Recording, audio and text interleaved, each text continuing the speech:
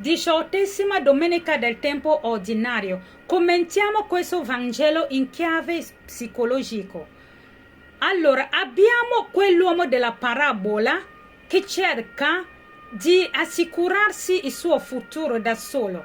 Allora, abbiamo 3 punti. Il primo è l'illusione di controllo e l'ansia esistenziale di quell'uomo.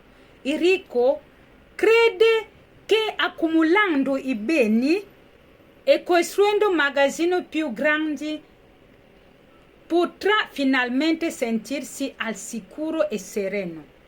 In termini psicologici, questo è un meccanismo di difesa. Cerca di colmare un vuoto interiore e l'angoscia di morte attraverso il possesso. Quali sono i disturbi che possono arrivare da questo? C'è l'ansia generalizzata, c'è uno stress cronico, poi arrivano l'insonnia, non dorme perché pensa a questo, che pensa tra sé che cosa farò, che cosa non farò, e c'è la somatizzazione che causa il mal di testa, la tensione muscolare, e c'è per conseguenza allora più accumula, più cresce l'ansia di perdere tutto o che non sia mai abbastanza, perché noi spesso quelle che abbiamo abbiamo i soldi, abbiamo qualcosa, pensiamo va bene, adesso arriva la carestia, perdo tutto, non troviamo più pace. Quindi questo è proprio così con questo primo punto. C'è questa illusione di controllo e questa ansia esistenziale che sta nella vita, che sia di quell'uomo, anche nella nostra vita. Secondo punto, c'è l'isolamento emotivo e il vuoto relazionale, perché il protagonista della parabola parla solo con se stesso. Dirò all'anima mia, farò così, costruirò i magazzini da solo, ma non dialoga né con Dio né con gli altri. No. Psicologicamente questa è una condizione di autoreferenzialità e ritiro emotivo, dove la persona si chiude nel suo mondo interno per evitare il contatto emotivo che può causare dolore, solitudine, la paura del fallimento, la paura di essere abbandonato, di essere rifiutata. Quindi questo parla con sé, non si rivolge a nessun altro. E i disturbi correlati allora quali sono? C'è la depressione mascherata, questo si dà da fare, invece dentro di sé c'è questo vuoto. C'è la dipendenza dal lavoro, uno si mette a lavorare a questo, e le relazioni sono superficiali, senso di isolamento anche in famiglia.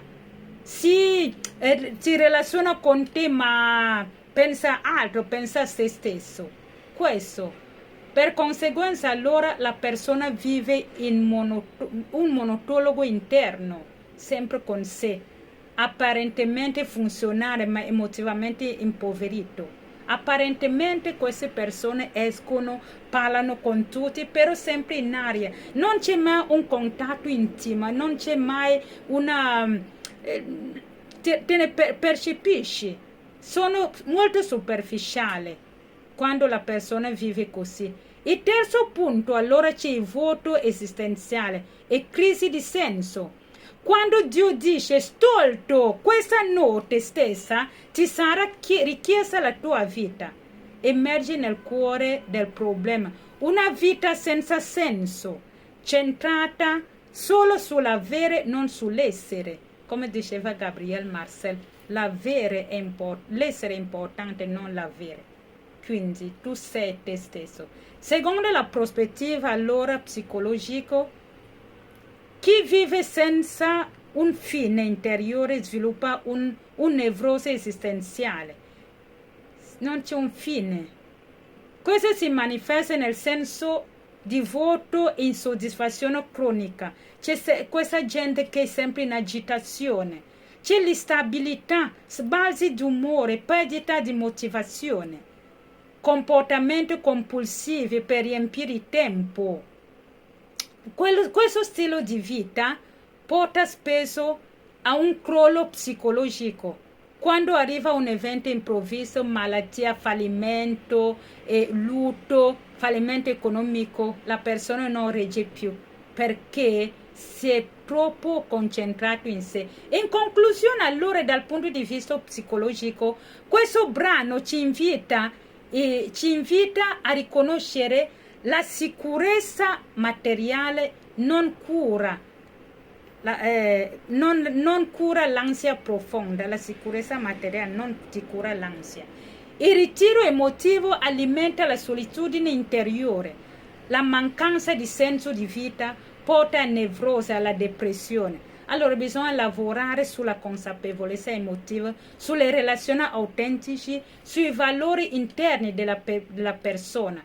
Questo è il primo passo a livello psicologico, e poi Dio ti aiuta, Dio ti viene incontro per vivere questo. Però tante volte i cristiani vogliono mascherare, vogliono spiritualizzare tutto. Se hai questi problemi come questo uomo, ti devi fare un percorso di consapevolezza umana.